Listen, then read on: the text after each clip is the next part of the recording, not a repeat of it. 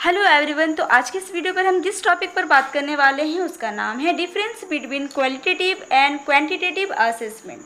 हिंदी में गुणात्मक और मात्रात्मक आकलन के बीच अंतर। तो जानते हैं गुणात्मक और मात्रात्मक आकलन के बीच कौन कौन से अंतर हैं।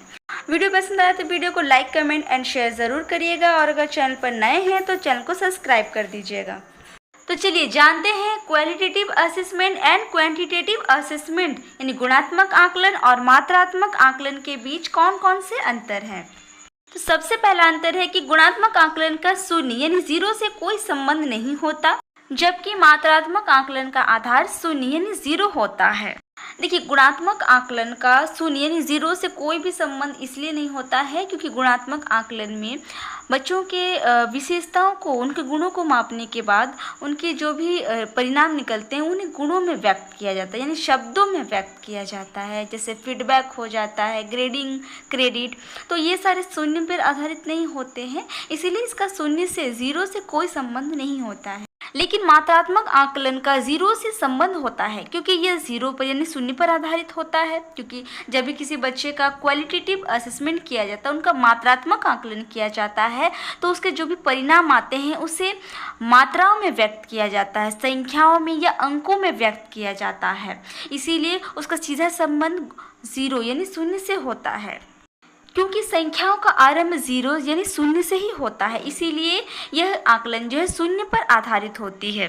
अब दूसरा अंतर है कि गुणात्मक आकलन में विशेषताओं को मापकर मौखिक रूप में व्यक्त किया जाता है, जबकि मात्रात्मक आकलन में विशेषताओं को मापकर संख्याओं में व्यक्त किया जाता है। देखिए, गुणात्मक आकलन में यानी क्वालिटेटिव असेसमेंट में किसी भी चीज़, किसी भी वस्तु या छात्रों की जब विशेषताओं को मापा जाता है तो उसे मौखिक रूप में व्यक्त किया जाता है, उसके परिणामों को मौखिक रूप में व्यक्त किया जाता है। जैसे शब्दों में किसी को हम अच्छा फीडबैक देते हैं, जैसे गुड, वेरी गुड, ठीक है, ग्रेडिंग देते हैं, तो इस तरह के जो भी परिणाम आते हैं उसे मौखिक रूप में व्यक्त किया जाता है।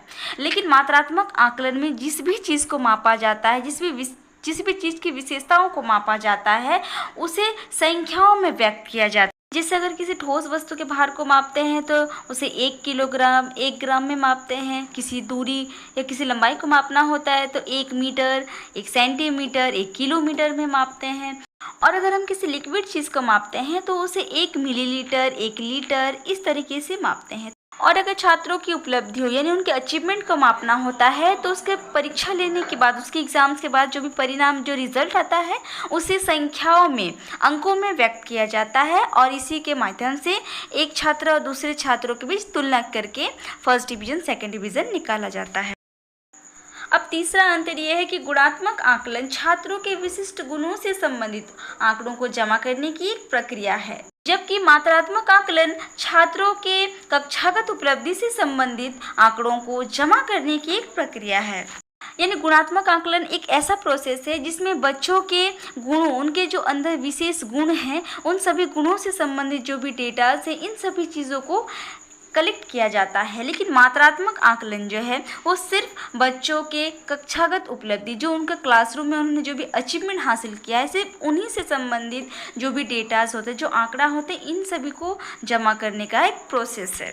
अब चौथा है, गुणात्मक आकलन की इकाइयाँ पूर्ण, निर्दिष्ट एवं निश्चित नहीं होती, जबकि मात्रात्मक आकलन की इकाइयाँ पूर्ण, निर्दिष्ट एवं निश्चित होती है।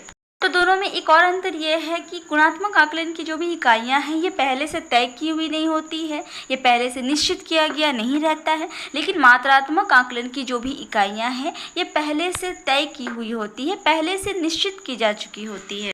अब पांचवा अंतर यह है कि गुणात्मक आकलन अप्रत्यक्ष होता है, जबकि मात्रात्मक आकलन प्रत्यक्ष होता है। यानी जो गुणात्मक आकलन होते हैं वो अप्रत्यक्ष रूप से होते हैं, यानी इनडायरेक्ट रूप से ली जाती है, और मात्रात्मक आकलन जो होता है वो प्रत्यक्ष रूप से लिया जाता है।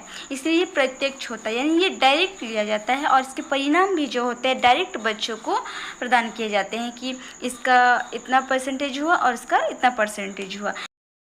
अब छठा अंतर है कि गुणात्मक आकलन व्यक्तिनिष्ठ उपागम है, जबकि मात्रात्मक आकलन वस्तुनिष्ठ उपागम है।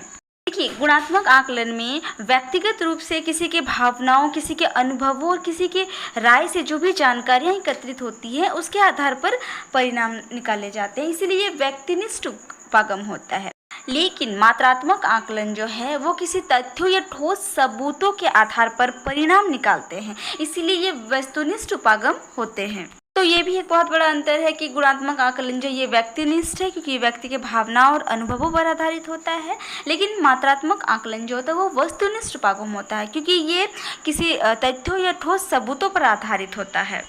अब सातवां है कि गुणात्मक आकलन में किन्हीं दो वस्तुओं या छात्रों में तुलना करना कठिन होता है, जबकि मात्रात्मक आकलन में किन्हीं दो वस्तुओं या छात्रों के बीच तुलना करना आसान हो जाता है। तो ये गुणात्मक आकलन में तुलना करना इसलिए कठिन होता है क्योंकि गुणात्मक आकलन जो है इसमें जो भी परिणाम होते हैं ये शब्दों में व्यक्त किए जाते हैं, तो शब्दों के आधार पर हम दो चीज़ के बीच सही और सटीक तुलना नहीं कर सकते, इसके आधार पर तुलना करना कठिन होता है। लेकिन मात्रात्मक आकलन में किन्हीं दो वस्तुओं या छात्रों के बीच तुलना करना आसान इसलिए हो जाता है क्योंकि यहाँ किसी भी चीज़ को मापने के बाद उसका जो भी परिणाम होते हैं उसे अंकों में दर्शाया जाता है, संख्याओं में दर्शाया जाता है, इसीलिए यहाँ तुलना करना बहुत ही आसान होता है।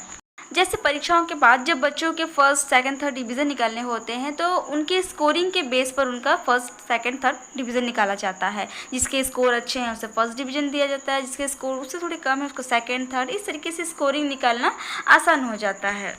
अब आठवां अंतर है कि इस आकलन से प्रारंभिक समझ विकसित होती है, जबकि मात्रात्मक आकलन अंतिम कार्यवाही की सिफारिश करता है। देखिए दोनों आकलन के बीच एक बहुत बड़ा अंतर यह है कि दोनों आकलन में एक बहुत बड़ा अंतर ये है कि ये जो गुणात्मक आकलन है ये बच्चों के सीखने सिखाने की प्रक्रिया के प्रारंभ में लिया जाता है, स्टार्टिंग में ये असेसमेंट हो जाता है। लेकिन मात्रात्मक आकलन की जो प्रक्रिया है ये सीखने सिखाने की प्रक्रिया को समाप्त होने के बाद, यानी बच्चों की पढ़ाई को खत्म होने के बाद अंत में ये असेसमेंट किया जाता है। तो ये भी एक बहुत बड़ा अंतर है दोनों आकलनों के बीच। अब नौवां अंतर ये है कि जो गुणात्मक आकलन है ये ज़्यादा परिवर्तनशील है, जबकि मात्रात्मक आकलन कम परिवर्तनशील है। यानी गुणात्मक आकलन जो है समय समय पर बदला जा सकता है, लेकिन मात्रात्मक आकलन जो है ये कम परिवर्तनशील है, इसे बहुत कम ही बदला जा सकता है, इसके नियम इसके कानून को बहुत कम बदला जा सकता है, इसलिए ये कम परिवर्तनशील है। लेकिन गुणात्मक आकलन को टीचर अपनी सुविधा के अनुसार परिवर्तन कर सकते हैं, इसीलिए ये ज़्यादा परिवर्तनशील है। अब 10वां अंतर है, गुणात्मक आकलन छात्रों की मानसिकता का मापन करता है, जबकि मात्रात्मक आकलन छात्रों की भौतिकता का मापन करता है।